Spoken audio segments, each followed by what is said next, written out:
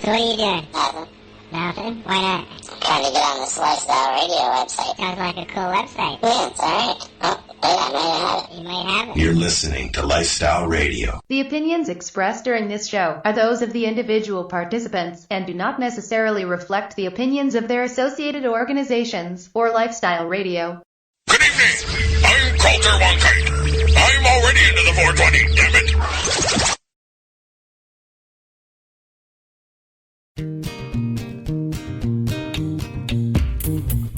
You like music, you like weed, well, we gonna be good friends indeed. This is how much I like more than smoking trees. They'll make you dance the do-si-do and teach you how the chiba grows. Smoke a bowl on the 420 radio show. On Lifestyle Radio. All right, that's enough of that shit. Lifestyle Radio. Yeah, that's the one. Hello, Paul Hartmann. How are you? I'm awesome. Awesome. Paul has a whole bunch of people at his place listening to one-sided conversation. That's right. We are here tonight with Mary Jane is here, of course. Hi, Mary Jane. And Marcel will be joining us shortly. He's en route. And we're going to spend the evening also going to call right now Reena. Why would I call her Renee? I know her name's Reena. We're going to call Reena, and we're going to be talking with her about her CannaCrawl, which is happening tomorrow.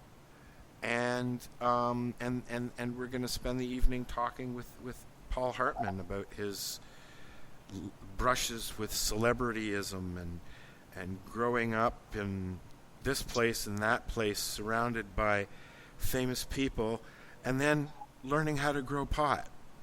It doesn't, I know his story because I've heard him a few times now on shows, and it just, I'm like, I giggle too. Yeah, it's a real 70s Hollywood story. It is. So, yeah, okay. So you go ahead and let people in on who you are and why you've been a part of a Hollywood lifestyle for so many years, and I'm going to call Reena. Okay. Well, I'm Canadian-born from Brantford, Ontario, and my family moved to California when I was 5 years old. So I grew up in Southern California, Los Angeles, Hollywood, Malibu, Laguna Beach, all the hot, beautiful spots in Southern California. And I grew up in the surf culture and music. My oldest brother is a Heller Award-winning agent manager who started out in the mailroom at William Morris with David Geffen. And the first artists he signed were Sonny and Cher, Buffalo Springfield, Jefferson Airplane, Neil Young, things like that. And I grew up in a culture of cannabis, and the music business evolved out of psychedelics and cannabis in the 60s and became what it was in protest. A stimulant to enhance the experience of listening to music, playing music, and anything else. So in that culture, because my brothers loved cannabis so much and it was so much a part of the industry that they were involved in, I loved it just as much. And having access to Mexico and those places led me down there. The Carlos Castaneda books, the teachings of Don Juan, got me deep into Mexico, and I went to every place in the books. Don't mind leaving out your name, I ended up spending the bulk of my time in the state of Oaxaca, where I learned everything I know about being a connoisseur of cannabis from several individuals there who were true cannabis pioneer connoisseurs, and learned the spiritual aspects of it there from brujos and brujas, and experienced all those things in detail,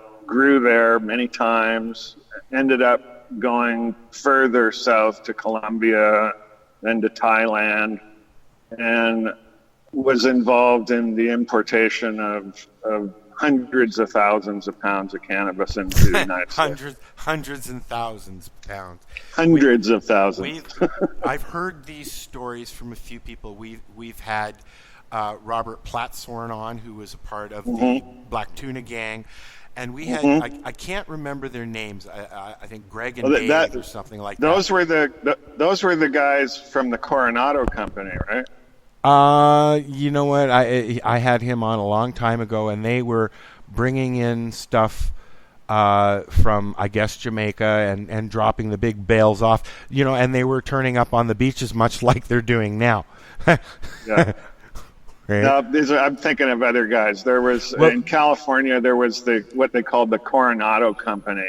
Okay. And it was a school teacher who started the whole thing. This was out of Florida, and they would bring stuff into the Keys, I believe. These guys were bringing it all the way from Thailand to Southern California. Wow. It ended up being a huge conspiracy that looped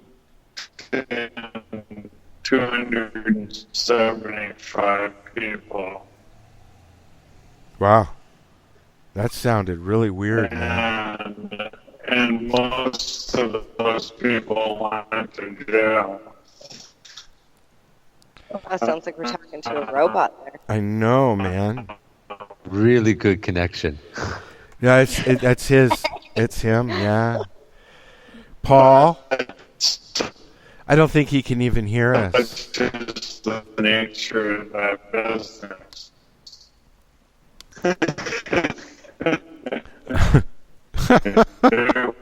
Okay, I don't think Paul can hear us. I don't think so. Hello, Paul, can you hear us? Wow, What? man. Never mind. Like I said at the beginning of the show, I'm here. We kind of lost most of what you were saying there, but because you were going all max headroom and shit. So we were talking about the Coronado Company and its effect on cannabis importation into California. And, it kind of evolved through the years and all that stuff in California. And then we get to 1998 when legal medical cannabis starts up in California. And I had already been growing it since the 70s.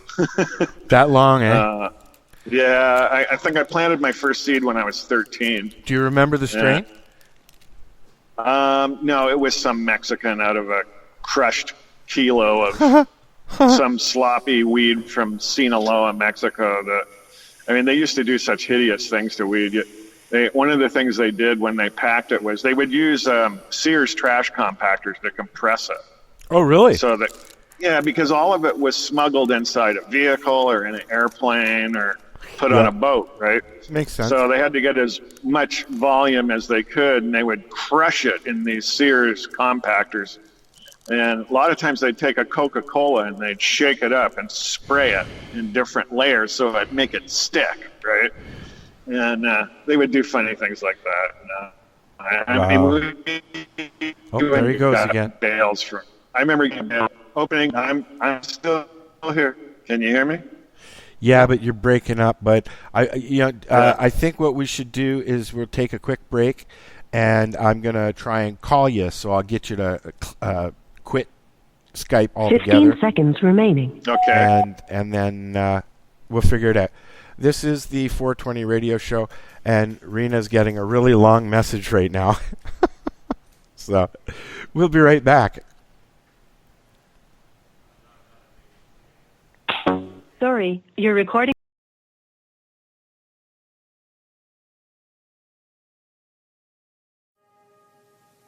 True.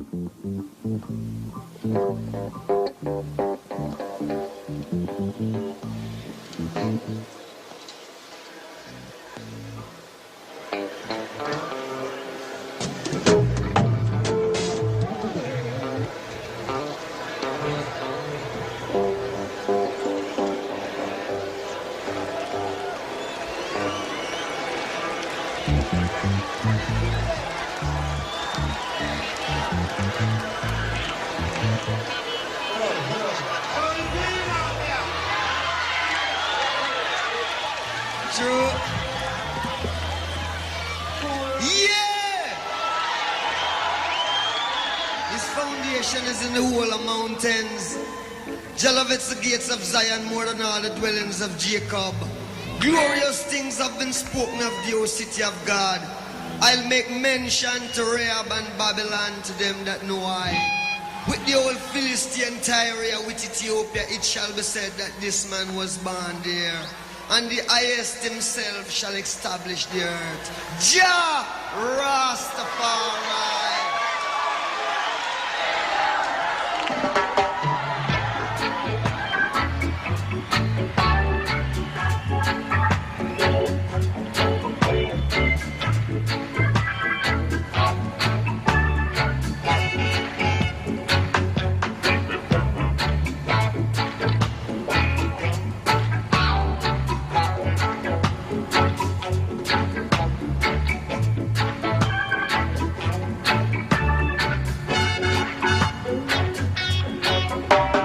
Rastaman vibration, yeah, positive. Iron eye vibration, yeah, positive. I am an iration, yeah, iron eyes. Positive vibration, yeah, positive.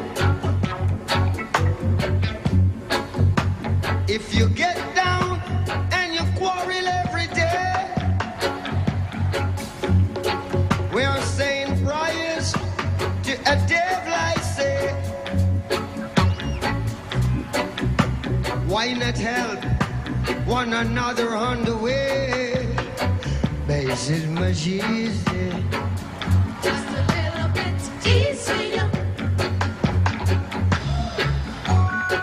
Say we just could not live in a negative way. So we make way for the positive day. 'Cause it's a new day, new time, and it's a new feeling, a new sign. What a new day. Picking up, are you picking up now? Picking up, are you picking up now?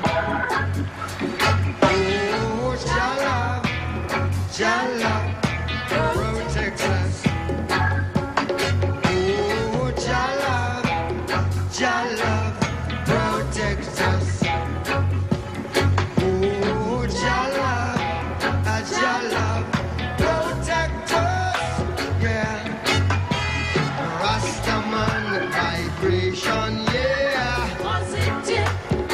Live if you wanna live. Iron eye vibration, yeah. Positive. Got to have a good vibe. I am an iration, yeah. Yeah. Positive vibration, yeah. Positive.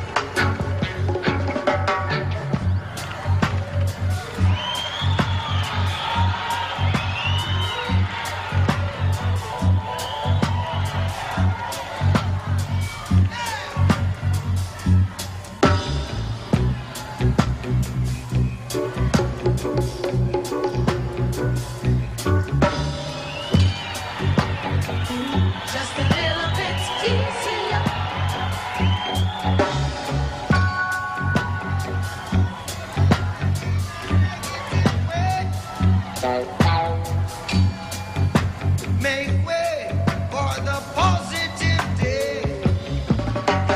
a music days,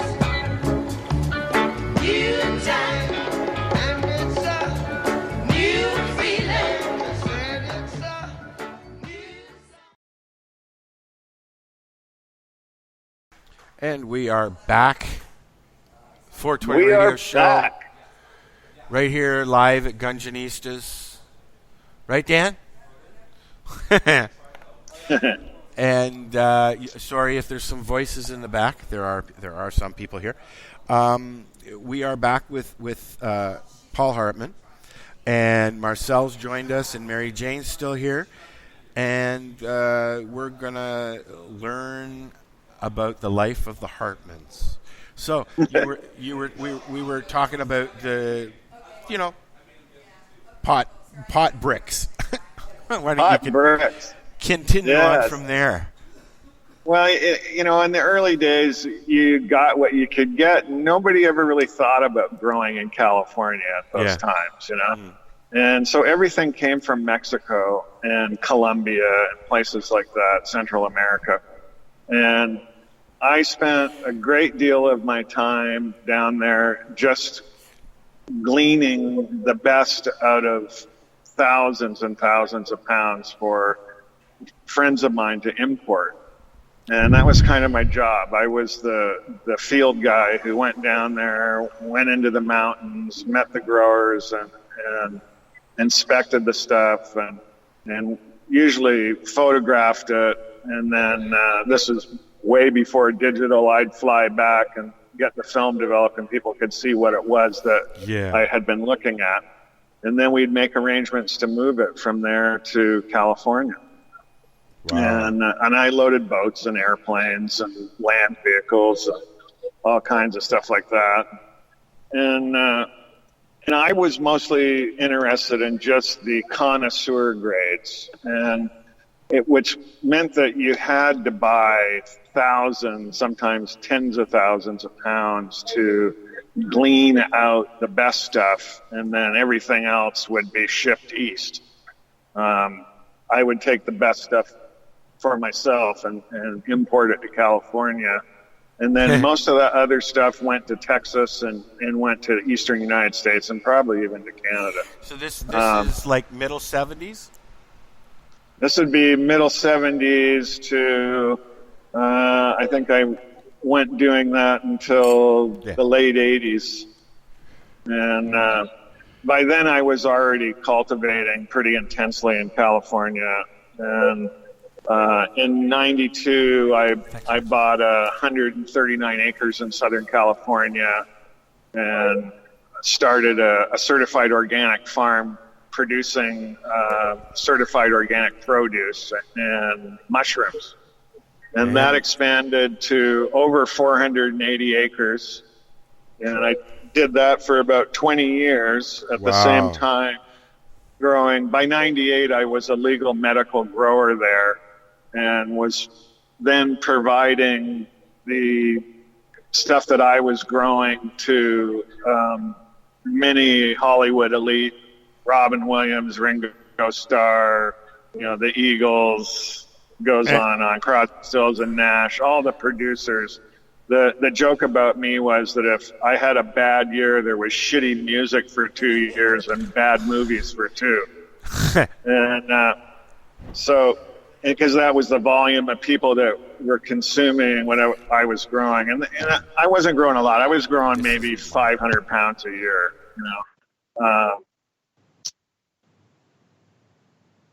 so both indoor and outdoor.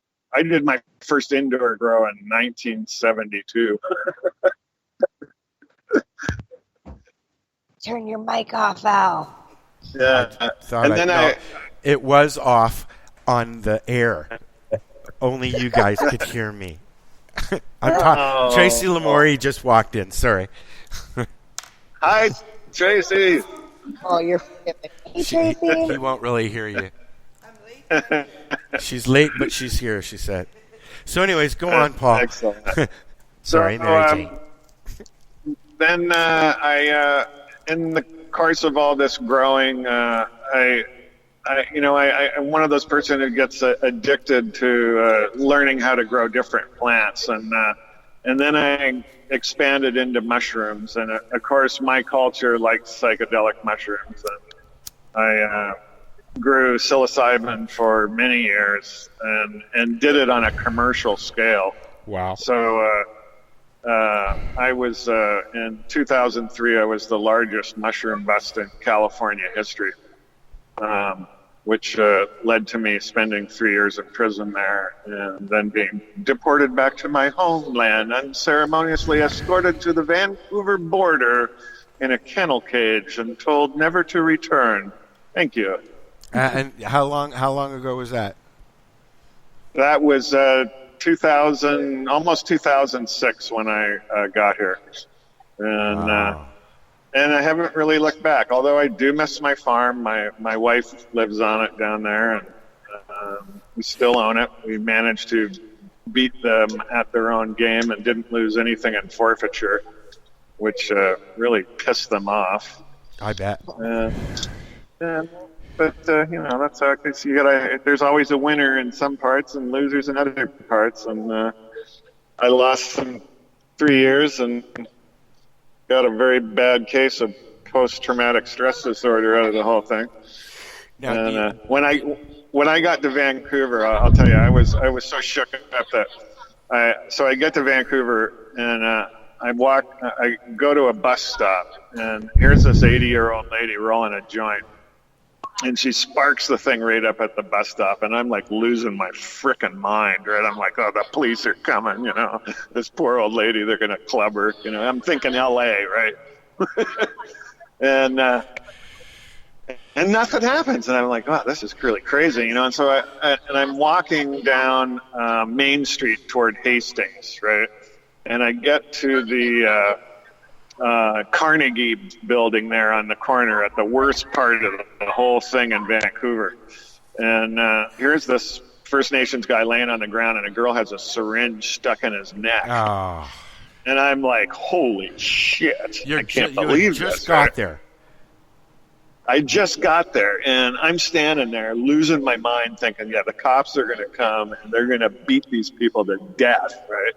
And I look up, and here's these two Vancouver cops walking the beat, and they're coming right at the thing, and I'm just petrified, right?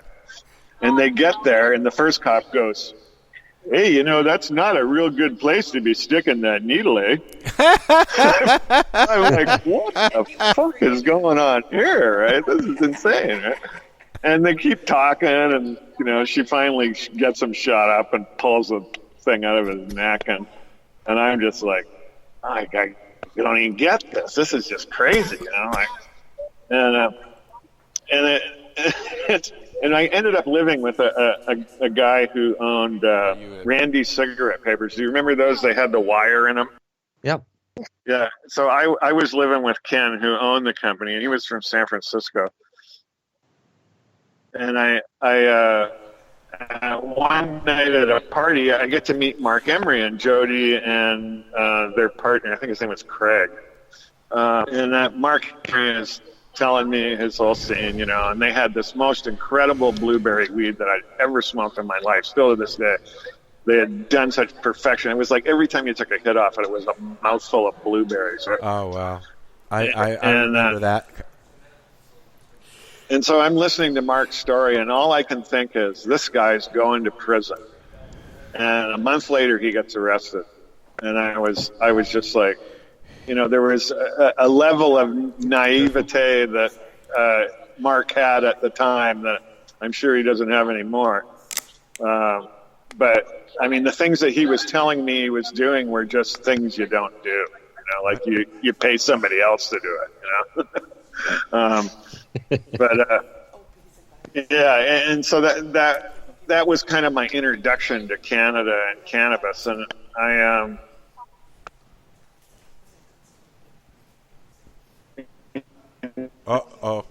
he's in a soft spot again. Corrado. He must be around Caledon now. Involved in the industry, selling right away or anything. No, we're actually. Can you hear me? Yeah, now we can, yeah. Collingwood. We're in Collingwood. Yeah, that makes Collingwood. sense. Yeah. You'll be in and out in Collingwood. Yeah. So where were we? We were... Blueberries. I was here Mark in Emery Canada. going to jail. I'm here in Canada. Yeah, Mark Emery's going to jail, and sure enough, he did. And I spent 3 years in Vancouver, and then I followed a girlfriend out back to Ontario, and ended up moving up to Owen Sound because she had a place in Southampton, which is just west of there. Yeah, I know where it is. Awesome beach. Awesome beach, just incredible this time of year, especially. Yep. And I kind of started to settle into the community there in Owen Sound, and Owen Sound is kind of the perfect place for me because it's 22,000 people. The Bruce Peninsula is right there. Lots of beautiful hiking and water and great woodland experiences. I like to mushroom hunt. It kind of became my home because it has a music scene and art scene. And, and I always tell people, Owen Sound has one of everything. We have one hooker, one crackhead, one junkie, and then we have one strip joint. And I didn't even know this, right? It's true. Yeah. And it's been my home ever since, and it gives me good access to Toronto, which I need more and more. Except for that 3-hour fucking drive, I hated that. Yeah, well, that's not the nice part, but it is mostly through the country. So it's fair enough. But at 3:30 in the morning, when you're driving home after being on your feet all day, walking around at a Karma Cup or something like that, and then you hit a fucking something on the way. I used to joke, I'm getting in the car, I'm going to go play Dodge the Lobster, and Marcel used to bug me about that. Right? Well, that's funny. I mean, I was, when I first got to Ontario, I was living in Schaumburg. Yeah. And I don't know if any of you remember Puck's Farm. Yes. All right, Puck's Farm was a guy named Barry Friedman, or Fraser Mohawk owned it. And they had National Treasures recording studio there. And he changed his name to Fraser Mohawk. And but he had been Barry Friedman. And Barry Friedman was the guy who did all the PR for the Beatles on their first trip to America. Oh, okay. And he was the one who set up the whole thing at the airport in New York, where the 10,000 screaming teenagers were there. Okay. And he was quite a cannabis connoisseur. And Puck's Farm was like a petting zoo for school kids from Toronto. And so I was running it in the recording studio, and famous Canadians recorded at this place, made beautiful records. And then Fraser died a number of years ago, and it kind of vaporized. But they had the largest Easter egg hunt in North America, things like that. It was a fun place. And often I would have to make that drive to Southampton during the winter. And I know what you mean. It was treacherous, especially God. You would get near Shelburne. Oh, yeah. And often I would overshoot it and drive right through downtown in a blizzard and end up on the 6. You know what? It's like you get down to Shelburne or Arthur, and the world, or you get up to Arthur or Shelburne, and the world changes. Yeah. Yeah, intensely so. Yeah. So after a number of years of being here, about 4 years ago, I got diagnosed with prostate cancer, and I was in Saskatchewan when this happened, and I decided in the course of my studies on cancer that I was going to pick cannabis oil as my treatment. And I contacted Tracy Lamore, who happens to be sitting beside me. Happens to be sitting right there with you. And she put me in touch with Dr. Sam Malachi. Mm-hmm. And I became a patient of Sam's and went through 128 days of massive amount of oil. And by the time I was halfway through it, I had a meeting with my urologist in On Sound, my new one. And he's reading the diagnosis from the previous doctor, and he's like, you know, your Gleason score is this, and your last PSA test was 12.7, and 2/3 of your prostate was swollen, enlarged on the right-hand side, and in the biopsy they found 10% cancer in one of the 13 samples taken. Ouch. And so it wasn't outside the prostate, so I wasn't even really concerned other than the symptoms, but I had already started to turn it all around with diet and herbs and mushroom extracts, and my numbers were going down. So when I went in for my consultation for what I was going to do for the cancer, the doctors, you know, give you the options, right? And basically it was 5 shit sandwiches as far as I was concerned. And they were like, which shit sandwich do you want? And I said, I'm not going to have any shit sandwiches. I said, I'm turning it around myself, and with diet and herbs and mushroom extracts. And they said, well, you know what? Because you're proactive, we're going to support what you're doing. And so then I came back, and Tracy hooked me up with Sam and started into the whole process. And I get to the doctor, and he reads the diagnosis, and he puts on the rubber glove and lubes up his fingers and goes in, and he goes, I don't feel anything. Feels completely normal. And I was just in shock, you know, because my symptoms had abated months before, and I was just like, holy shit, it totally worked. And had further tests. My PSA dropped down to 3. And now it hovers between 3 and 4. Every time a virus hits me, it spikes a little bit, and then it goes away. And since then, I've been an activist here and growing my own medical based on my prescription, and just speaking and trying to get the word out. And now I'm working on bringing 2 very unique companies to Canada. The King Clone brand from California, and the Grow Light that I premiered at Hempfest. What was that, 2 weeks ago or a week ago? Yeah, you kept shining it in my face. That thing is brutal, isn't it? It is. It's like looking at a car light. What kind of light is this? Yes, explain the light to Marcel. LED He'll be interested. It's amazing. The bigs are starting to jump on board now, and the pending orders. I now have orders upwards of $24 million. Wow. Okay, but what kind of a light is it? It's an LED light that is very unique in that the company that makes it started out making lights for the cinema industry, a company called Visionsmith. And so what they did was, and what makes this LED unique is it's not a regular LED. It's something called a GLED. And it's designed specifically for growing cannabis, right?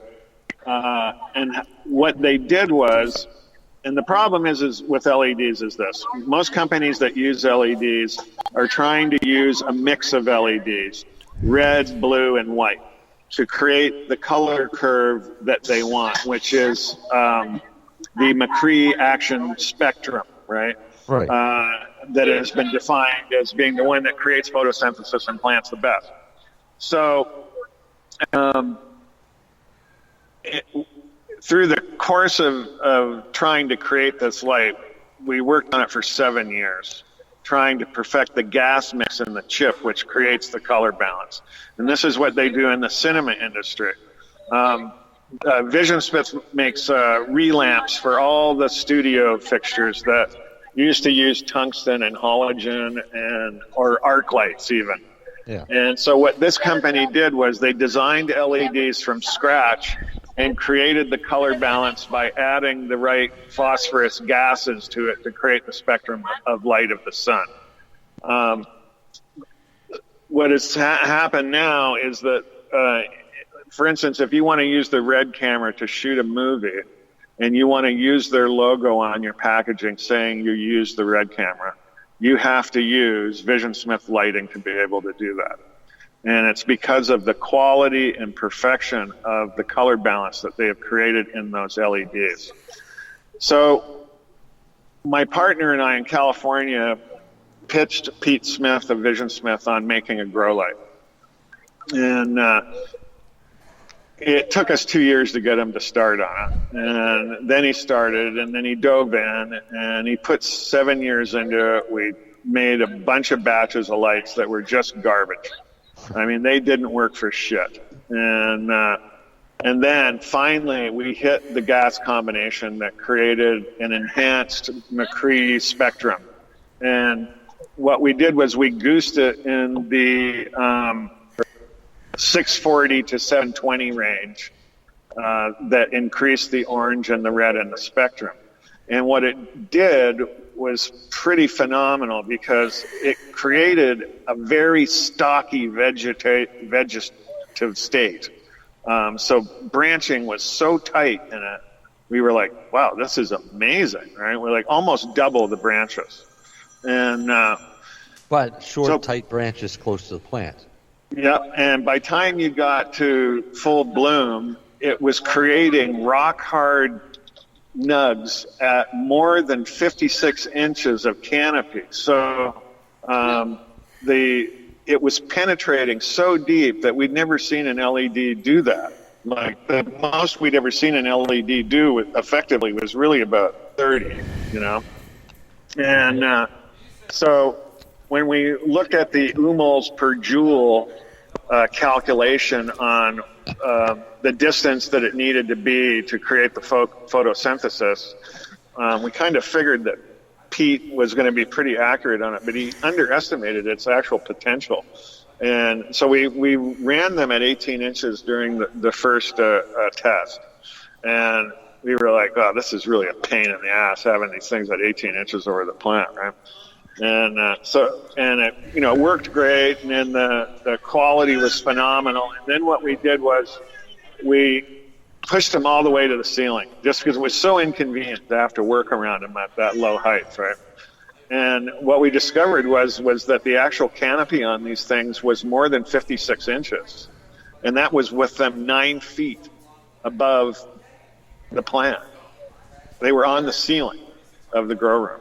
Wow. And we were able to run it through full cycle like that. We're now on our 3rd cycle in that room with them. And we finally, I forget what the strain was that he used, and it was kind of what was available in Clear Lake at the time. And Paul Carlson is kind of a moderate level ability, right? And still managed to pull off the best crop he had ever pulled off, and he replaced 11 Gavita double-ender 1100 waters with 28 of these, and produced more, highest yield he had ever produced by about 1.5 pounds per 5x5 area, right? And so he was getting about 3.25 pounds out of that area. And so it was obvious to us that we'd finally got the gas mix to the right place, and we started. Sam Malachi was the first one to buy any in Canada, and he used them in a grow tower he had. And I watched the videos and that he put out on those. Yeah, and it wasn't quite a good test for us because he had mixed it with HPS, right? Oh, yeah. Okay. So we never, we didn't get any data out of it that was really valuable to us. But Sam said he could tell that it was behaving differently than just straight HPS, right? Wow. And plus the fall off on an HPS 1000 is pretty severe when you look at the UMOLs per joule rating on the degradation of the light as it gets further away from its source, which is something that we're not seeing in this light. The other thing that's very unusual that nobody has been able to explain to me yet is why it chases mites out of the grow room. You will absolutely, if you've had a problem with mites in a grow room and you use these lights, the mites vacate the premises. Why? They do not Why? like the frequency. No, I don't. Okay. Do you? No. Ask me next year. Okay. So we're now at this stage where we've busted them out to the public, and the reaction from HempFest was freaking insane. The amount of people that went to the website was absolutely mind-boggling. Pete Smith was like, "Man, I don't know what you did back there, but the numbers on the website are just ticking like a gas pump, you know." What's the website? Growlight.com, which is GROLYT.com. And when you get to the page, you'll see that there is an ROI calculator, the return on investment. These lights aren't toys, right? These things are serious. They weigh 14 pounds a piece. And they are so solid that one of the things that happens with Vision Smith and Growlight is that Vision Smith makes LEDs for the U.S. military and the Canadian military. So everything they build is built to military spec. And what that means is, for example, if you make an LED and the military wants to use it, it can't color shift for 150,000 hours. Now, by law in the United States, you can't market a light and guarantee it for more than 80,000 hours. Now, 80,000 hours is literally almost 20 years.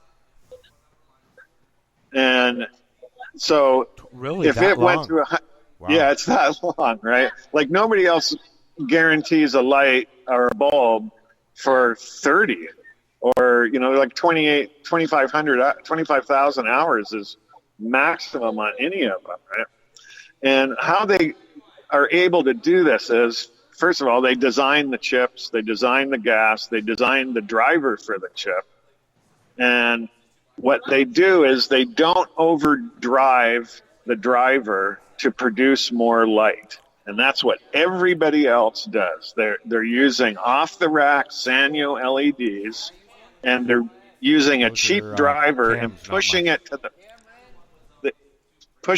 the max to try to get as much lumen potential as possible, right? And when you find that a lighting company is trying to pitch you with lumens, you should be very weary because lumens aren't what creates the light value. Oh, there he goes again. Must be around Wasaga now.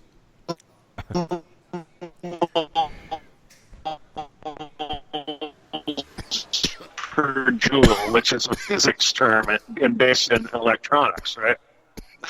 Now we're past that. I think we're heading towards Thornberry now. Can you certainly can hear you? You're starting to break up again. Is Al got his mic off? I'm waking up. Can you hear me? Am I back yet? We can hear you. You're working on it. You're fading in and out, back and forth. Fading in and out. I'm here. They're making fun of me now. Well, because you're coughing and choking on things. But you're hearing me, Can correct? hear you now, yep. I'm back? Yep, you're excellent. So, anyways, the saga of the light is getting pretty exciting, especially when people start really paying attention to the science that we deliver on the page, and they realize what this thing is and the degree of the quality of the build. They're 100% waterproof and shockproof. You can literally slam one of these fixtures through a drywall wall and it'll fire right up. I want to see somebody do that with a Gavita. Do you have a website? Yes, growlight.com. GROLYT.com. Marcel will be going there right now. Oh, he'll have a good time with the ROI calculator. It's very entertaining. You can compare bulbs, different kinds of bulbs on it, to figure out what your return is and on your investment, how fast you pay for the light.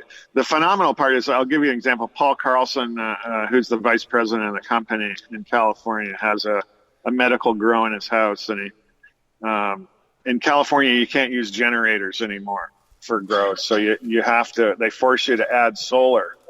So he adds solar to his house to compensate for the use of power, and then he puts 28 of these lights in to replace 11 double-ender Gavitas. And so his first bill comes after the first month, and it's $7. His previous bills with the Gavitas was over $1,800 a month. So his closing bill after the grow was a credit of $47. So he literally ran the grow without battery backup. It was just straight trade for solar and power use, right? And which is a phenomenal thing. I mean, when you and the crazy thing is when I fired that light up on stage, and then every time somebody came to the booth, it was hard for people to fathom that it was only using 150 watts to put out 10 times that in light. Well, you know what? I've played around a little bit with some cheap LED lights. I had a 27 watt that you would just screw into a regular light bulb thing, right? And I had a bandy lamp, and I got an ounce and a half out of an auto femme that I had, and it just grew in my living room for about 6 months, and just farting around. But I was in no way thinking I was going to get lots. It was an experiment to see what this cheap little LED light would do, and it surprised the fuck out of me how well they do. Do you use LED, Marcel? Well, Costco has a cheap LED Paul grow light. Showed me those. They're now selling the other night. Yep, they're $39.95. I picked one up, and I've given it to somebody to test it for me. Paula grabbed a couple, she said, and I might grab one as well. They're supposed to be really good. They're like $40. Well, they're $40, and they've got a double switch on them, so that you can switch from green red for germination to blue for veg, and then red and blue for flower. Okay. Cool. So I'm testing the red on germination as we speak, I guess. Excellent. Not the most efficient way to try to create a color spectrum, because the photons never mix, right? That's right. It's numbers bouncing off the leaf surface that is trying to convince it to be a photo blend, but not, right? And so it's tricking the plant, right? Yeah. But not doing it quite effectively. I think there's a lot of new interesting gadgets on the forefront of what's going to happen and beyond, because every year I hear of something new lights, new way of having lights, new spectrums, blah blah blah blah blah. Yeah. Well, that's one of the other things that was discussed today at these meetings was that we have the opportunity in our setup to custom blend the gases for anybody's particular need, right? So where we've taken the McCree action spectrum to a certain point, it can be modified from there. I've been talking to a guy in BC who's very knowledgeable in the gas and control spectrum of lighting, and we're talking about doing another mix of gas that he's come up with that will he says increases trichome development by 15%. So that's one we're going to experiment with. But and that's something that we can do across the board. Like some of the big companies that we're talking to, when we've told them this, it gives them the opportunity to try to get one up on other people by creating an advantage by creating their own gas mix, right? So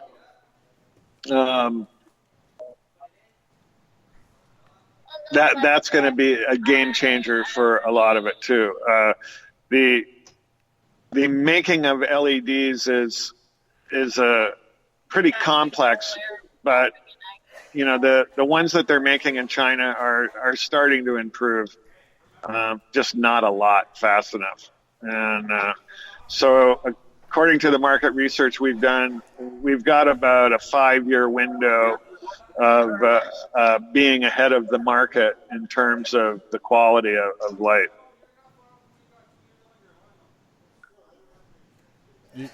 So let's see, what else? King Clone. So King Clone is a company from California that has based their whole business model on creating seedlings and clones and selling them to growers. And they the problem with California and any of the legal states is that you can't ship from state to state legally and those things. So they're coming to Canada, so they have the ability to go international. Oh, there you go. I think a lot of companies are going to be doing that, eh? Oh yeah. It's there's a plethora of them right now coming on board.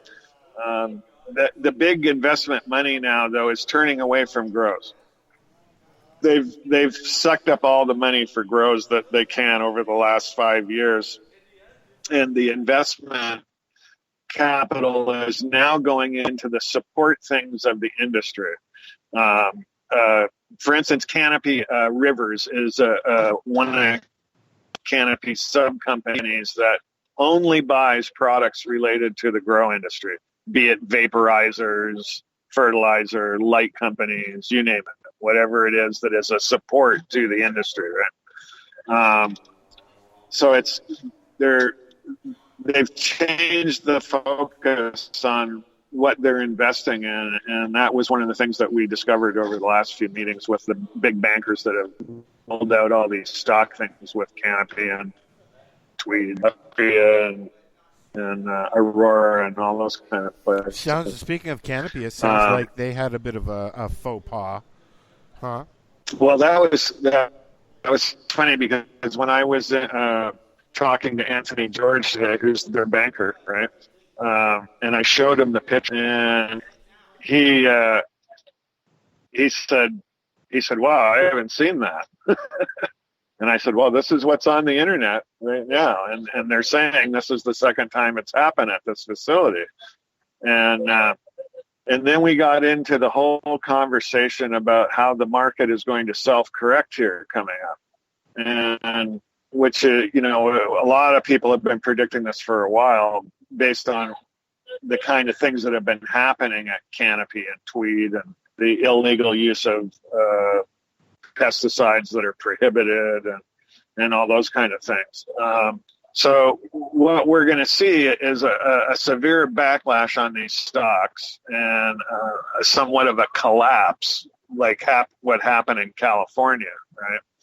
And Oregon and Washington, where the prices just plummeted. But it's going to happen here differently because it's going to be based on quality, right? And what's going to happen when people start buying weed mail order from these places and out of storefront, where they no longer have the opportunity like a regular dispensary to look at it, to smell it, to feel it, is that kind of system is going to collapse on itself as well. And I think it's just the basic ignorance about how cannabis culture works in North America. They don't get that we developed this market over 50 years. We own this market. They don't own it. They want a piece of it. They're trying to force their piece of it. It's not going to happen the way they think. You know, it's like the ongoing paranoia that is being created about the substance THC, the evil THC. This is the same doubling down on the old philosophy. We see it continually now. They don't want a normalization of the use of cannabis. They want it still in the closet, and they want all the money from it. And it's just not going to play out the way they think, And if they think that they've won a war that's been going on for 50 years, and that the average cannabis consumer that has been consuming for as long as I have and as long as you have, they've got some really harsh reality going to come and shake up their cage here come October 17th. If people don't do their due diligence and research where they're getting their cannabis, they're going to be smoking toxic crap loaded with pathogens and irradiated. And it's up to the people who are in the know in the community to educate and inform those people who have less experience. And we're seeing now, for instance, up here in Graham Bruce County, we're seeing advertisements for educational things put out either by the county or by city councils. And I'm going to find myself going to a few of these things to represent our community.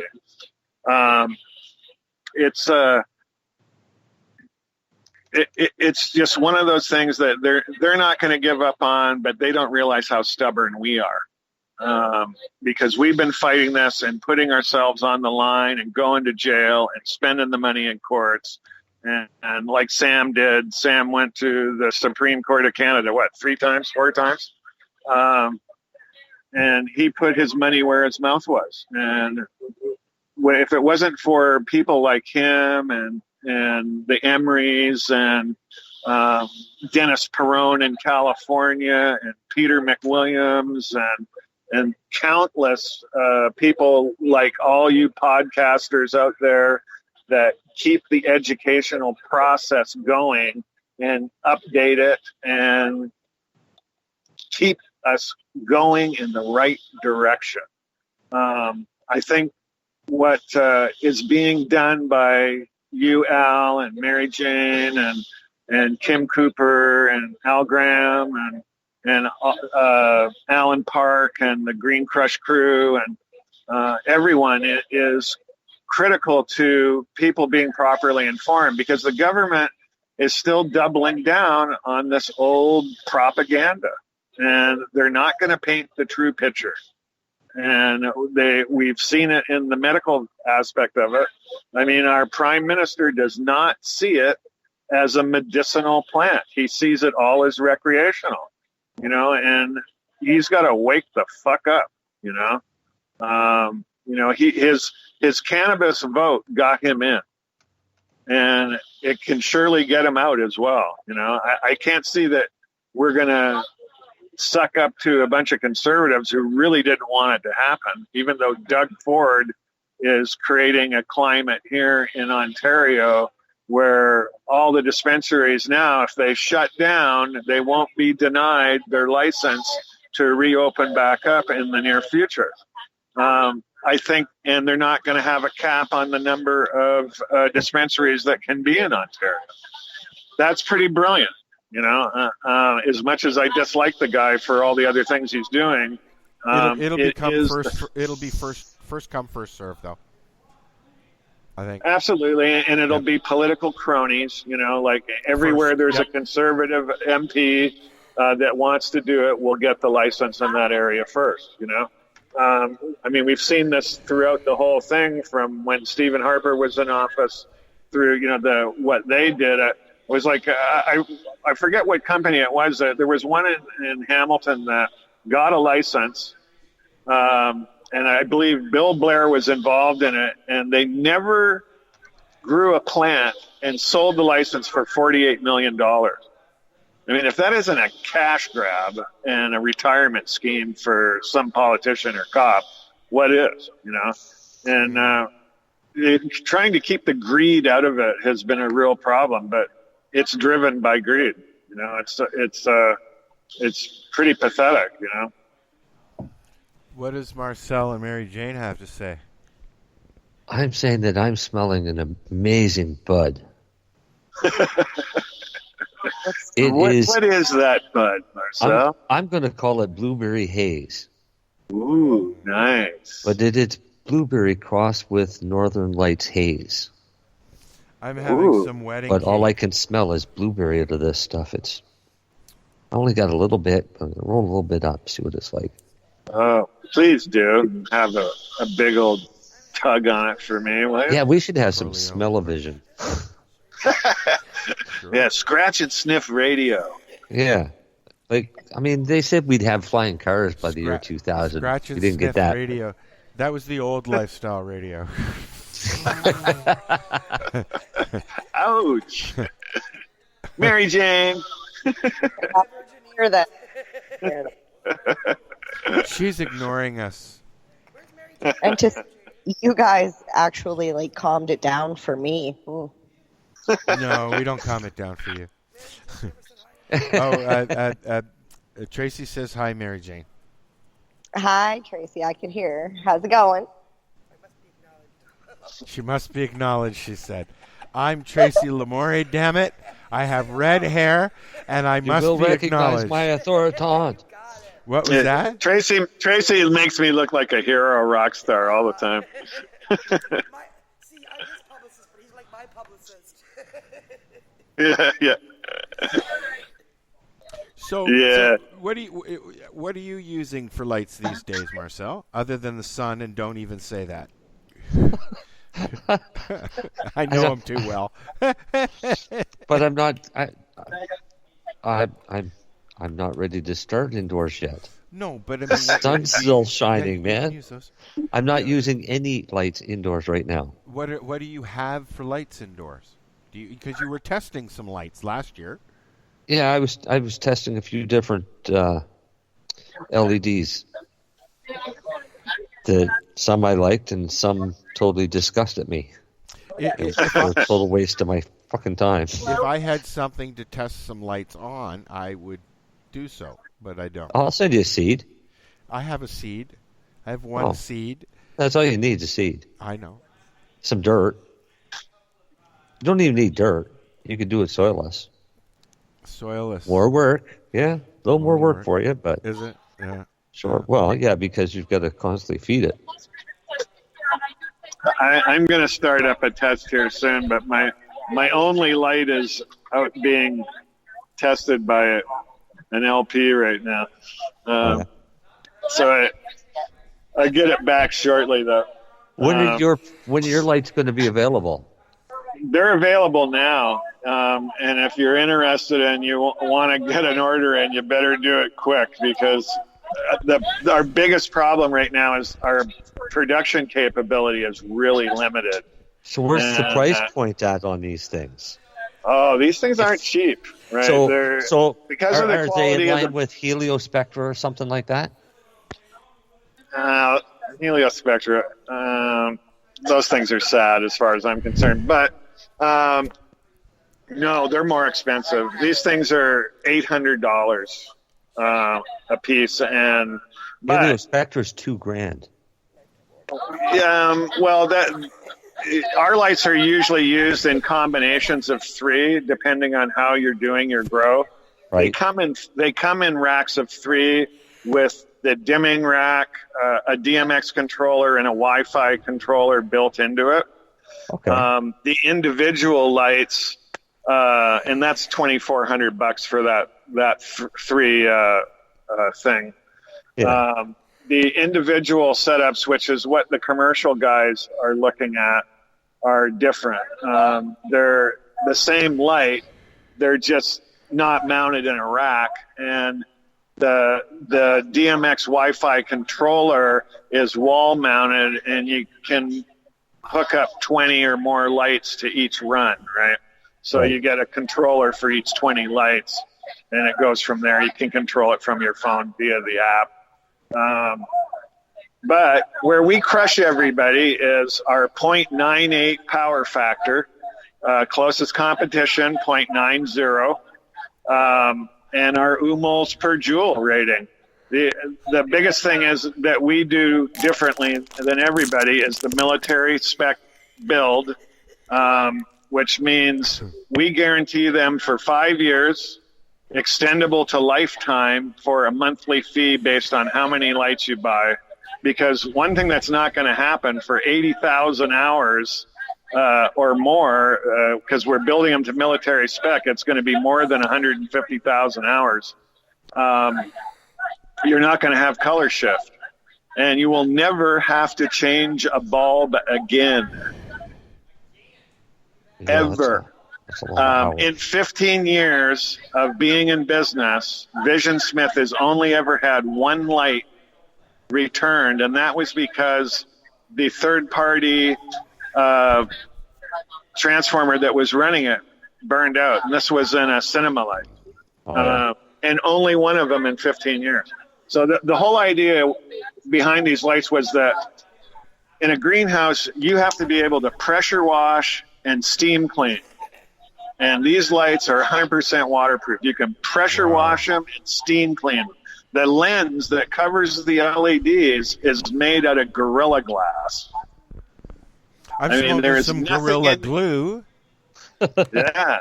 And then the other thing we do that nobody else does is they all overdrive the driver for the LEDs to create more light. Hey, listen, guys, I have found Reena, and it's time for us to take a break. So how about we take a quick break and get her in here, and then we can continue our conversation about your lights. Right, because she might want to talk about lights. She might, or because she likes to cook, and you need lights when you're cooking. Ooh, I don't know if you want to cook. I like to eat.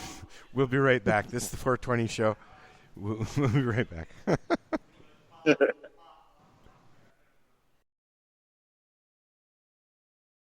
What is it? Lifestyle radio. Say it one more time. 420 radio? Ooh.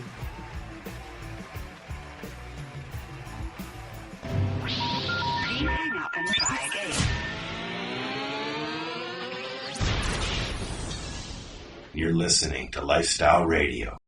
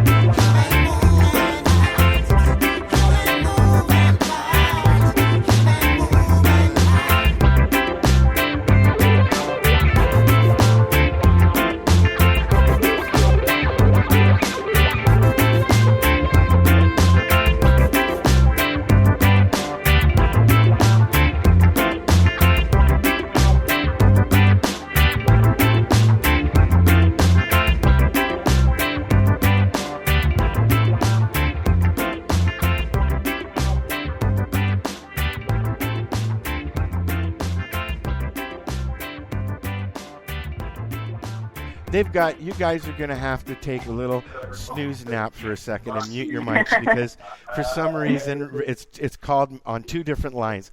And I have Reena on the phone, and she wanted to come and talk about what's going on tomorrow here in Hamilton. So I wanted to let her do that. She was busy earlier, but we found her now.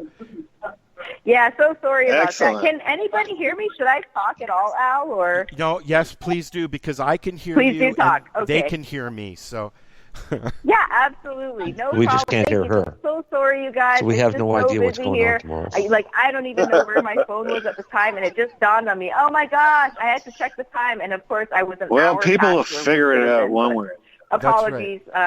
To say busy right now would be a little of an understatement, but it's for a good reason, for a good cause. Well, since you're busy and the guys can't hear you anyways, and they won't talk over you anymore, please tell us what's going on real quick so you can get back onto it and get things set up.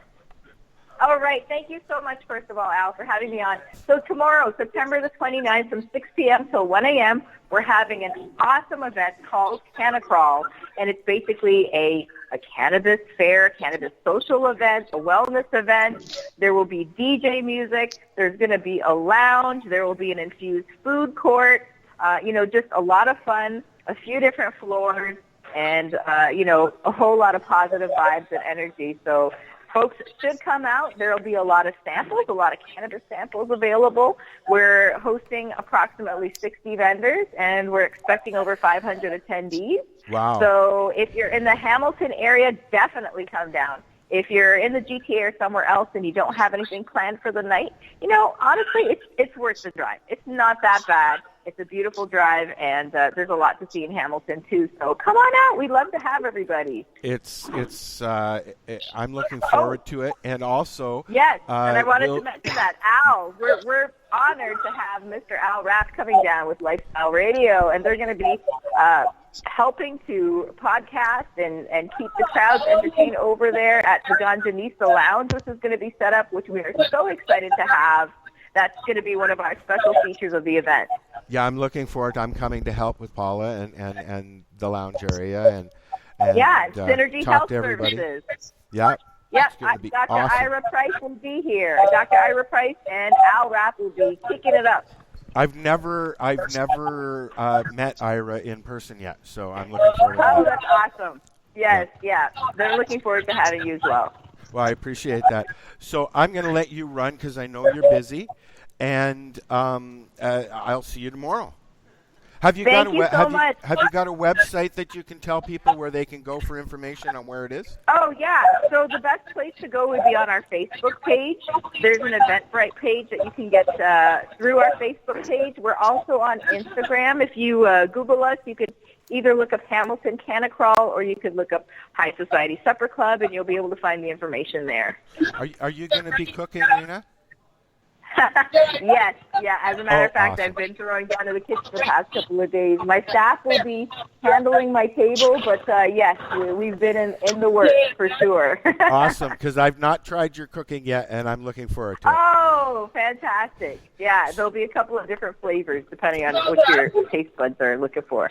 Awesome. So we will let Reena hang up and get back to the guys, and we've been talking with Paul Hartmann. I don't know if you've met Paul yet. Oh, my gosh, no. Hello, Paul. Oh, that's too bad that I'm not able to hear him. Yes, I was looking forward to being able to hear Paul as well. But that's amazing. So you guys have a fantastic show. I know it can't be anything less because you've got a stellar lineup and awesome people that are on right now, as always. But, yeah, can't wait to see some of you tomorrow. Hopefully more of you than I'm aware.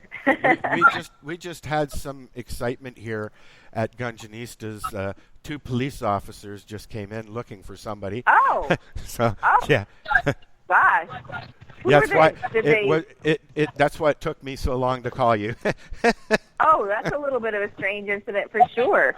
Did they specify who they were looking for? Was there someone specific? Yeah, somebody named something. Oh. I didn't catch the name, but okay. We don't know who they are. I'm wondering if that was an excuse to come in and see what was happening. I don't know. I mean, they asked what this place was. We said it was a lounge. She said, okay. you know, they snooped, they looked for whoever they were looking for, and they left. So no harm, no foul. Right? Good, excellent. Excellent. So, Keep it that way. we'll let you hang up, my dear, and we'll get back to what we were doing, and I will see you tomorrow. Wonderful. Looking forward. Have a wonderful night, Paul. Everyone at Ganjanisa, have an amazing show and evening. Thank you. Talk to you Thanks, later. Al. Bye. Take care. Bye. Okay. She hung up. Now we can talk about her. Excellent. I Didn't don't get know. to hear a word she said. I don't know what's going on. I called and added her to the conversation, and it separated you guys. But luckily, I could hear everybody. So well, at least you did. Let's jump back a little bit and talk about your famous family. Paul is brother to John, who we've talked a little bit about, who was in the record industry back in the day, and also brother to Phil, who dropped an N and became very famous on Saturday Night Live and comedy specials. And did he do stand-up as well? A little bit, but it wasn't his forte. Improv was what he did best at the Groundling Theater, and you know, he wrote Pee-wee's Playhouse and played Captain Carl on. Oh yeah. He and Paul Rubens created the show together. Oh wow! And he was Captain Carl and the voice of the flying pterodactyl, and was in the movie. He wrote half of the Pee-wee's Big Adventure, and then did voices on The Simpsons, Troy McClure, Lionel Hutz, and many others. Then news radio, and then his death shortly after 1998. I am a firm believer that show was tailor-made for your brother. It was a launching tube for many famous faces that we know, including Mr. Rogan, and Andy. I can't remember his last name. Andy Dick. Andy Dick. That's his last name. Yeah. How can I forget that Dick name? Yeah. But he had an extraordinary life, and unfortunately, he was taken way before he should have been. And it was the reason I'm bringing it up, because it was his birthday this week, and I saw your birthday wishes and all that. So I just wanted to make sure that we said happy birthday to Phil as well, wherever he may be. Awesome. Thank you. Yeah, it was a tough week for me. Always is, birthday and the anniversary of his death. You also go out and accept awards for him and go to events in his name and all that too, right? Yeah, I work on a lot of things for Phil. I got him, and actually Tracy worked on and helped get the star in Canada on Canada's Walk of Fame. And we had the Hollywood one. We got that. The book deal with Mike Thomas, who wrote Second City and Unscripted, wrote the book about Phil. And then I've been working on legacy projects of his, animating his comedy album right now with director Brian LeMay. And hopefully David Miller from Agency 71 is coming on as the producer to help deliver the final run on it. What we're trying to do is get Phil an Oscar in the animated short category. Oh, wow. And which David Miller has delivered one with our director, Brian LeMay, worked on a film called Ryan, which was a Canadian production.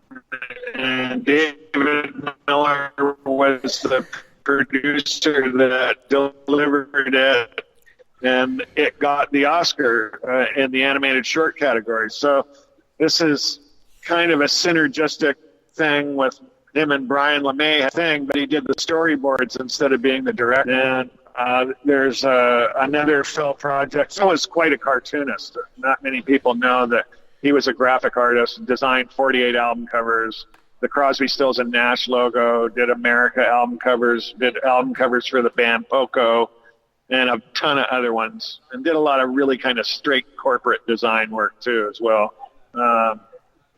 And his cartoons, when Phil died, I ended up owning a portfolio of his artwork, and Brian LeMay has integrated into Flat TV cartoon designs that Phil did as characters. So a lot of what you see are Brian LeMay's interpretations of Phil's designs of just doodles.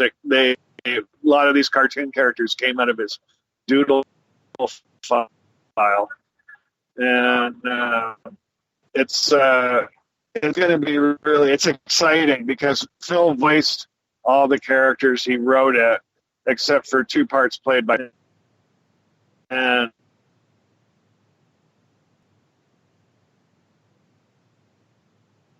yeah. Hello. Did we lose Paul? Did we lose everybody? Oh, I'm no, here. It's amazing. All still talking. Amazing to see somebody come to life. Oh, there he is. In their own designs and their voice become animated, and it's such a long. Did you lose? You didn't lose me. I'm still talking. Huh? We're almost in Owen Sound, so we're in between Meaford and then we have Emmy Award director Steve Allen, and we have Emmy winner Tom Mason, who won an Emmy for a cartoon series as well. Oh, cool. And so we're working on something called Yogi and the Kid, which is about an East Indian yogi who helps a young Western boy answer the hard questions in life in the most fish out of water kind of way possible. And these are all Phil's concepts? Yeah, Yogi and the Kid was actually a series of drawings that Phil did in the 70s that he was the only drawings he did that he intended to be animated. And so I ended up owning all 8 of the drawings, and they were very Disney-esque. Phil loved Disney. When we first moved to California, we lived less than a mile from Disneyland, and our uncle worked on the board of directors there. So Phil and I got to go to Disneyland anytime we wanted. Oh. And, like 3 or 4 times a month we went there. and all free, so it was like we'd go to Disneyland and go on all the rides and, Tom Sawyer's Island and all that stuff, right? And sorry, we so had people looking. Say hi to the people on the street. Say hello, people on the street. Hello, people on the streets. Yeah, there you go. They stopped and they looked in the window. They do that all the time. People on the streets. Yeah. we are right down in the old Hamilton Village, right in the Cannabis corner, as we call it. Oh. Yeah. Where's that? Right what corner is that? King Street East and Ferguson. Oh, okay. Right, and you look outside, you go outside and stand on the corner, and you can see no less than 5 or 6 dispensaries just sitting there doing their thing. When I was living down in Niagara a couple of years ago, there was only 13 dispensaries in Hamilton. And, I ended up with my favorite, which I think was Royal Family or Royal Pharmacy or something. That's we're not we're a little bit further down, or closer to Hess Village than there. Yeah. Mostly because it was the closest one to Tracy's house, because I'd always go and get Tracy, and we would go there. She just left. Oh, she ditched us. Yep, the cops came in and Tracy ran away.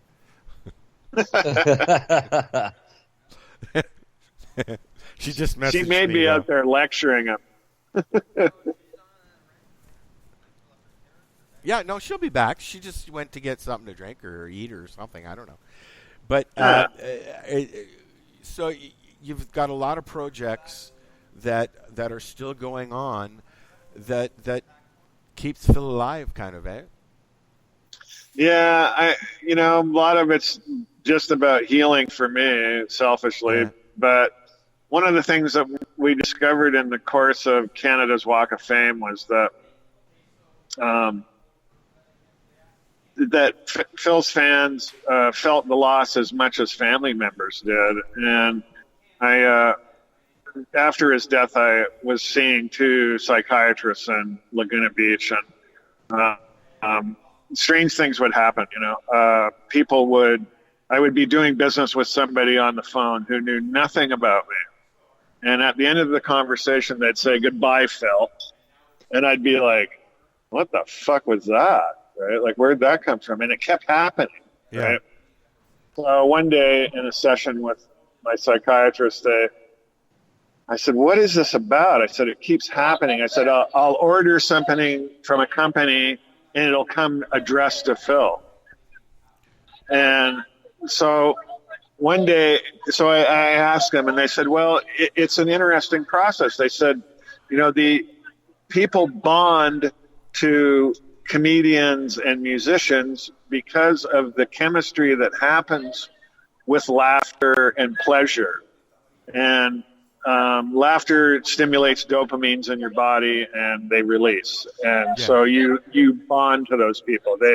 They've become part of your life. They've stimulated joy and happiness in your life. And when they die, you experience the same amount of loss as a family member would. And so as I discovered that, it became more imperative that I treat those people as family. And in the course of Walk of Fame, I ended up getting 17 Facebook pages related to Phil.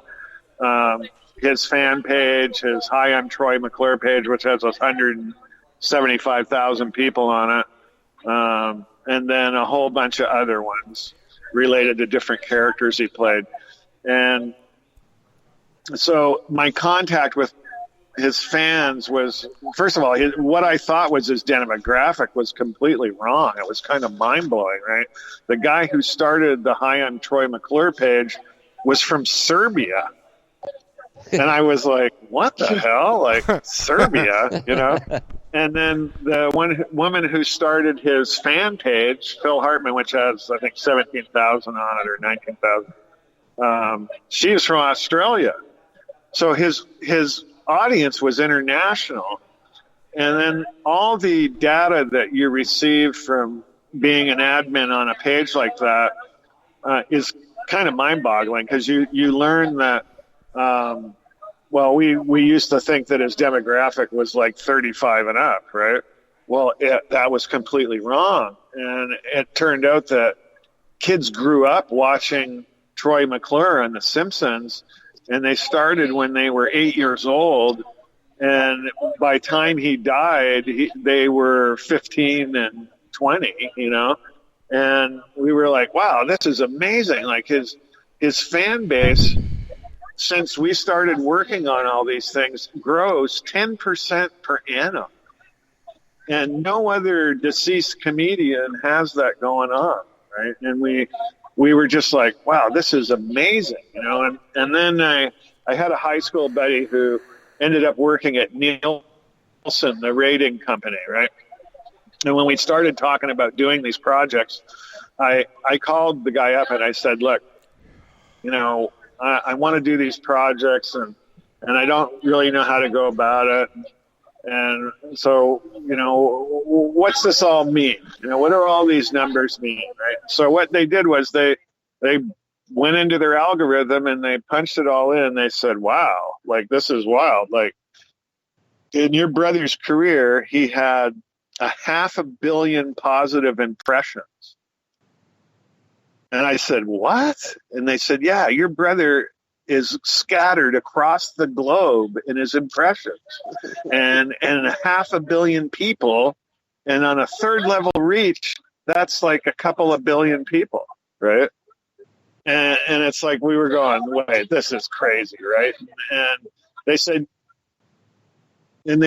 said, like, here's your strategy. They say, make movies. Like, and if you make the movie good and it's a success, you can make 4 more movies. And we were like, and they said, even if the first movie bombs, you'll get to make a second one, right? Because the fan base is so in need of closure that they didn't get, that they'll come. And they call it the remorse viewing statistic. And I'm like, what the hell? They got a statistic on this, right? And it was just kind of wild to hear that stuff and realize that, you know, he had made, for somebody who wasn't a leading man, who was the support actor that made everybody shine in a scene he was in, you know, he only stole the scene when it was his scene to begin with. You know, I think probably one of my favorite one is Vicky, the prison guard in I Married the Axe Murderer, where they're going on a tour of Alcatraz, and he's the guide. Look up that clip. It just kills me every time I see it, because it's just the epitome of Philness, right?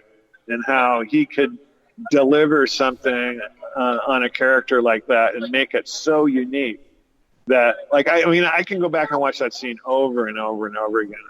I think my other favorite one is Unfrozen Caveman Lawyer from SNL. And, I mean, that one just cracks me up every time I see a clip of it, too, as well. So what's you've got your lights and you've got your projects revolving around your brother, and you've got your hobbies. What's next? I got my hobbies. What's next? Well, I'm craft growing. That's my next thing. I'm putting together a package for my craft grow, and you know, I've been offered lots of grow opportunities with bigs, and I just don't want to get involved in it. You know, it's too much of a headache. And I just think that the craft idea is more what I did in California, and it appeals to me because it isn't as much work. And I'm 65. It's something you like to do. Yeah. Right. I'm 65, so I'm winding down, you know. And more than anything, I enjoy cannabis. I enjoy my cannabis family, and I'm glad that it's gotten to where it is. I mean, all right, illegalization 2.0. Illegalization. It's our burden. You know, we are. The war is not over, people. You know, we got a long way to go. We got to straighten these motherfuckers out. You know, we got to educate the people who have lied to us for 5 decades. And frankly, I want an apology for being made to feel less than and guilty and made a criminal and all those things, you know. And I think we all deserve to have some peace and truth out of this, which we're not going to get out of this phase of legalization. Yeah, well, you know, I mean, it's going to be an adventure, and I'm sure some of it's going to be in hell, although it sounds like Mr. Ford is trying to do something, right, anyways? Yeah, I mean, if he wasn't a racist and a Trump robot, I would probably be pretty impressed, you know. But I think he's just looking at tax revenue, you know, and looking at it as a way to lessen Ontario's debt. Well, they say that Ontario's in a lot of debt, so I mean, you know. Look at what the extra money has done for Colorado and Washington State, and you know. Oh, and California. You know what I found really amazing? What I really found amazing was that 15 years later in California, all of a sudden all this data's coming down, right? And they're looking at statistics like spousal abuse, gun violence, and assault dropped by 45 to 55%. Wow.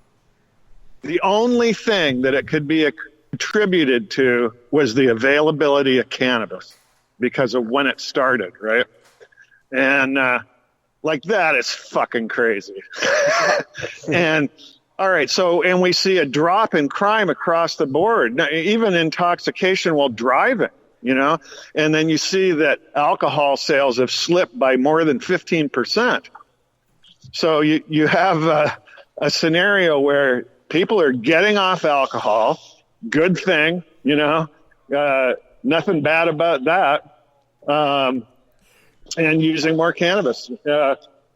In the course of all the medical stuff, it just is. It's one of those things. It's a jewel in the crown of what cannabis is.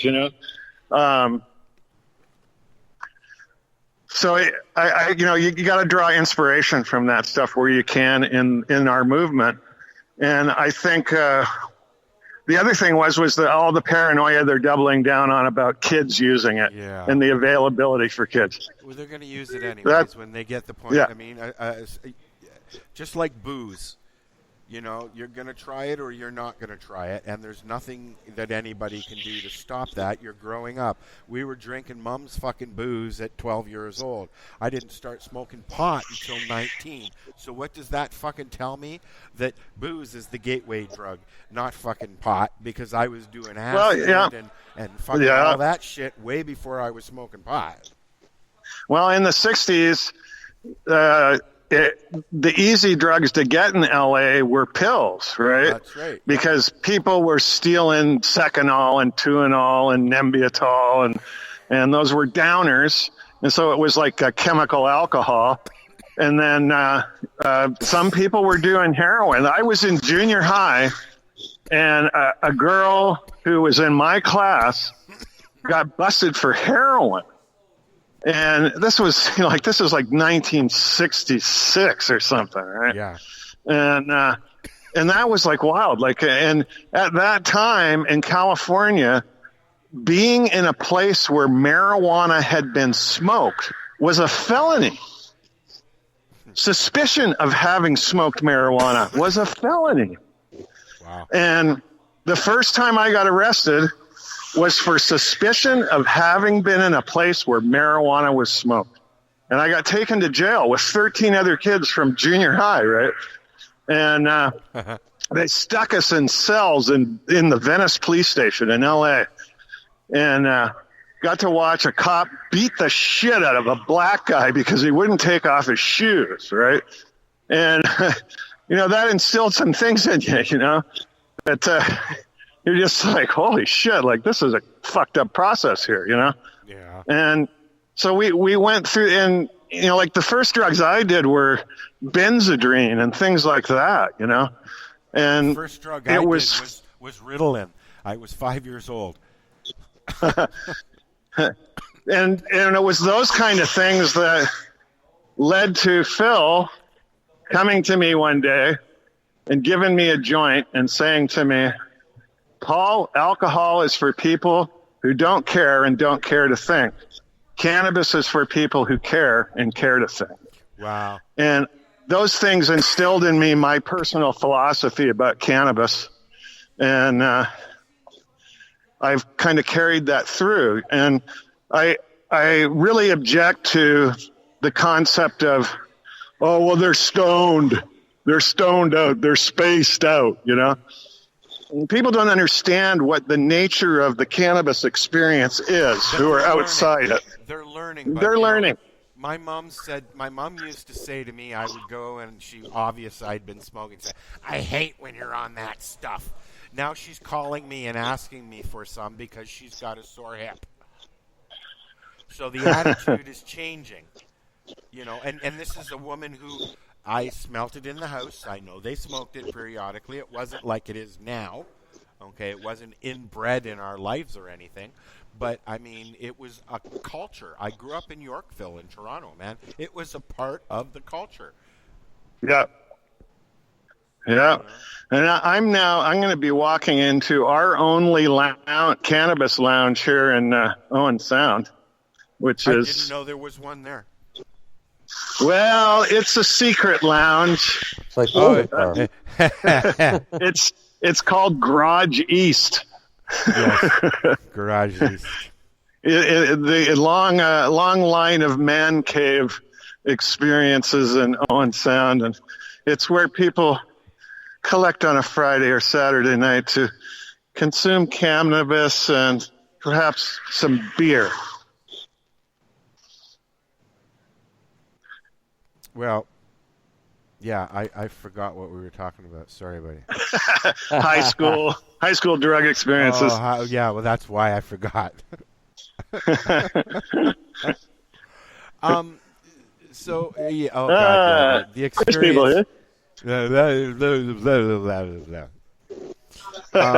The high school experience was like no other in the city of Toronto. Where did you go to high school? Say that again. Where did you go to high school? I went to Westchester High in L.A. That's where I started. Oh, okay. And then I finished at San Clemente High, where Richard Nixon had his Western White House. He used to surf right in front of his house. Oh, wow. Wow. But California was a little bit like Toronto in the 70s and the 60s, wasn't it? I don't know, because I never came to Toronto at that time. Really? You guys never came up when you were younger?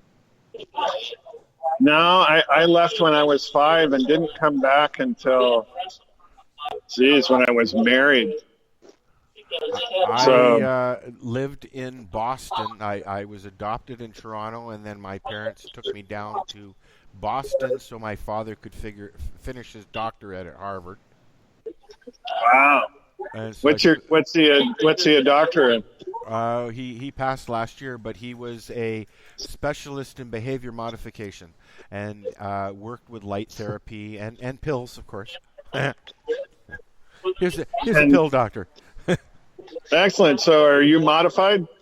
They started modifying me at the age of 5 when my doctor at 16 then asked me if I was smoking pot. I said no, and he said, well, you should, because the pills, they'll do this, the same thing as the pot will. So quit the pills, take the pot, basically, is what he said. So, yeah. Crazy. So we're about done here, buddy. See how fast 2 hours goes when you're having fun. It's amazing that we can pull off. And the cops are coming in, and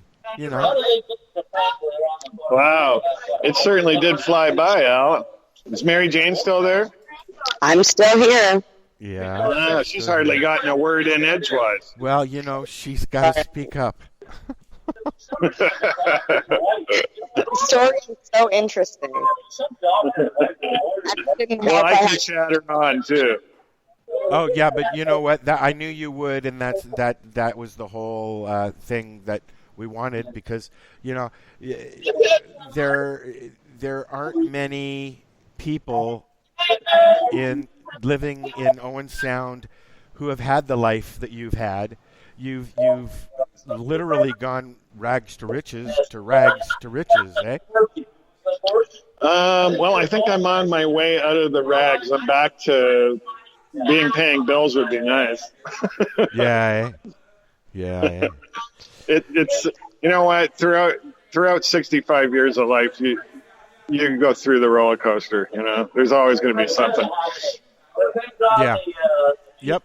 I mean, I'm back in the city after 20 years, so the pinch is back on. Right. So, Paul, do me a favor and tell me where people can find you and see your lights and all that before we go. Okay, so check out Growlight, GROLYT.com. Okay. And also King Clone brand, and that is clone with a K. And you'll get to see the award-winning genetics that are coming to Canada. These guys have won a lot of cannabis cups and been on 2 covers of High Time Special Edition, so they've got skills. Oh, cool. Speaking of award-winning, I just wanted to congratulate the Pace Radio Show for being nominated again. Awesome. Yeah. That'd be How cool. exciting. Yeah, we won second place last year for top podcast. Wow. Yep. Congrats. This year. What was that, Mary Jane? We're going for first this year, eh? Yep. Absolutely. I hope they get first this year. Yep. We beat out the Expert Joint, and the Cannabis Show beat us. So we're going to shove the Cannabis Show out of the way this year. And no, I'm just kidding. Well, there's still time to vote. Voting just started today. Yeah, so get in and vote. Oh, my God. There's lots of voting for the list. Oh, send me a link to put on my page. I will as soon as we're done. Let's get the vote out. Let's make this show number 1. Well, it's for Pace. I don't know if I didn't get any nominated notice. Pace got nominated. I don't know who else. I haven't seen any of the lists. Yeah. So, before we go, Marcel, anything you want to throw out there? You need to tell anybody, maybe update a little bit on what's going on with Heidi, if you could? Or not? I can't because I've been so busy, I haven't been around. I haven't had the chance to find out what's been going on with them. Okay. Only because we have that wedding tomorrow. Whose wedding? Darcy's. Oh, tell him congratulations. And tell him when he's back from his honeymoon, I expect to hear from him. I know he's listening. I know he's listening. I expected to hear from him tonight. Actually, they're decorating. Are they? Oh, tonight. He usually listens and sends little messages on the Facebook thing. So, all right. Yeah, he said Mary Jane, you got anything you want to publicize, tell anybody about, or say something? Nope. Can't think of it. That a girl. All right. Well, then I guess that's it. Well, thank you all. You can find me on Facebook, too. And, man, every time I do one of these things, I add 100 people to my Facebook population. It's crazy. After I don't know you if just we'll stop get you. adding. I don't know if we'll get that many for you, but I always appreciate chilling out. So next time you're in the city and you're not doing anything, let me know. Absolutely, we're gonna get together for sure. All right, you guys, love you. Take care. Go, bud. Thank you. This has been 420 Radio Show. You can catch us here Fridays, 7 p.m. Eastern Standard Time. We're out of here. Later, guys. Good night. Peace, love, and hippie shit, and all that other stuff. Night, guys. So what are you doing? Nothing? Why not? Trying to get on this Lifestyle Radio website. Sounds like a cool website. Yeah, it's alright. Oh, wait, I might have it. You might have it. You're listening to Lifestyle Radio. The opinions expressed during this show are those of the individual participants and do not necessarily reflect the opinions of their associated organizations or Lifestyle Radio.